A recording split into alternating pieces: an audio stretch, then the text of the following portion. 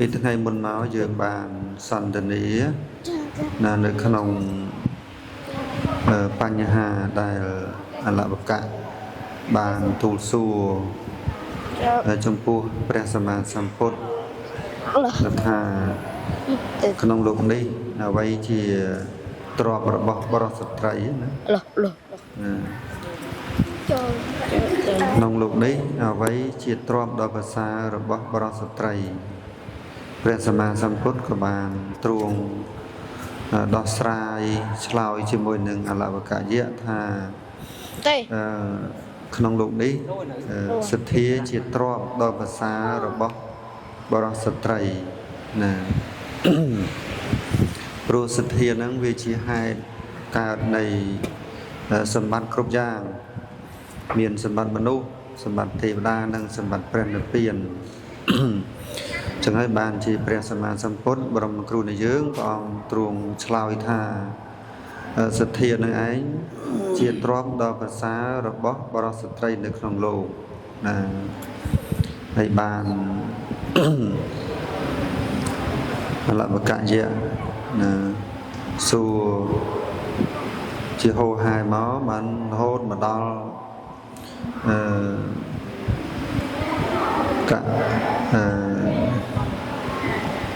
មានន័យថាការបណ្ឌិតហៅថាជីវិតការរស់នៅបែបណាថាជាជីវិតដ៏ប្រសើរបានព្រះសម្មាសម្ពុទ្ធព្រះអង្គទ្រង់បកស្រាយថាបណ្ឌិតហៅថាការរស់នៅណាហៅថាជីវិតនៃការរស់នៅប្រកបដោយបញ្ញាថាជាជីវិតដ៏ប្រសើរណាហើយបញ្ហានៅក្នុងអលវកយៈជាបន្តនោះក៏លោកបានសួរព្រះសម្មាសម្ពុទ្ធថាកថាងសោណា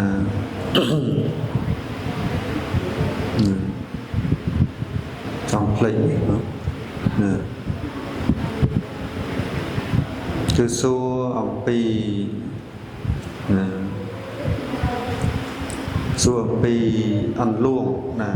កថាងសោតរតិអោខាំងណាបុគ្គលឆ្លងនៅអន្លួងបានដោយអ្វីណាបានព្រះសម្មាសម្ពុទ្ធព្រះអង្គទ្រង់ត្រាស់សម្ដែងឆ្លើយថាសទ្ធាយៈតរតិអោខាំងគឺបុគ្គលឆ្លងនៅអន្លួងបានដោយសទ្ធាហើយអលវកយៈនោះក៏បានទូលសួរព្រះសម្មាសម្ពុទ្ធបន្តទៀតថាកថាងសោណាកថាងសោណាទុក្ខមច្ឆយៈណាចឹងហ៎បងទេកថាងសោតរតិអនវੰកណា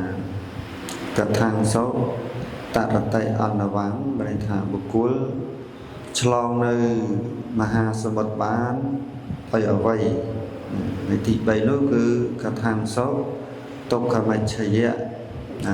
ចេតិទុក្ខមច្ឆេតិណាបុគ្គលកន្លងនៅសេចក្តីទុក្ខបានដោយអ្វីហើយទី4នោះចំណុចទី4នោះគឺកថាងសោបរិសុទ្ធចតិ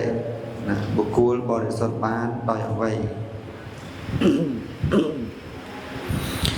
នឹងបញ្ហាដែលអលវក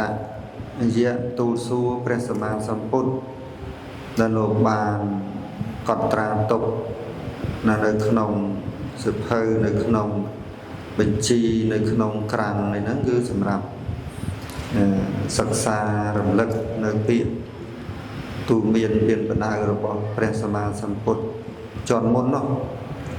តាំងពីសម័យព្រះសម្មាសម្ពុទ្ធពលាមកាសបៈទូសពលទៅវាភ្លេចកត់ទៅចាំទៅសំណួរប៉ុន្តែចម្លើយអត់ចាំចឹងចំពោះបញ្ហាអលវកយៈណាទី5ណាទី5ហ្នឹងគឺកថាងសោតរតិអោខាំង បុគ្គលឆ្លងអន្លង់បានដោយអ្វីបានព្រះសម្មាសម្ពុទ្ធព្រះអង្គទ្រង់ឆ្លើយវិសច្ចនីតបទៅនឹងអលវកយៈថាសទ្ធាយៈតរតិអោឃាំងគឺបុគ្គលឆ្លងនៅអន្លង់បានដោយសទ្ធាណាបើអត់មានសទ្ធាទេមិនអាចឆ្លងនៅអន្លង់បានទេស្អីទៅជាអន្លង់ណាអន្លង់ណាអញ្ចឹងអ្វីទៅជាអន្លង់នោះដែលយើងត្រូវឆ្លងបានដោយសេចក្តីជឿណាដោយជំនឿការជឿការជ្រះថ្លាអញ្ចឹងក៏សូមឲ្យគុណចាស់ចូលរួមបកស្រាយនៅក្នុងបញ្ហាកម្មនេះដើម្បីជាប្រយោជន៍ដល់សាធុជនទាំងឡាយដែលជាអ្នកមាននៅសទ្ធាជ្រះថ្លាចង់ចេះចង់ដឹងនៅក្នុងបញ្ហាកម្មដែលថាបុគ្គលឆ្លងនៅអន្លង់បានដោយសទ្ធាណាពាក្យថាអន្លង់ទីនេះគឺសំដៅដល់អ្វីខ្លះចឹងសូមនិមន្តគុណចាស់ចូលរួមបកស្រាយឆ្លើយនៅបញ្ហាសូមនិមន្ត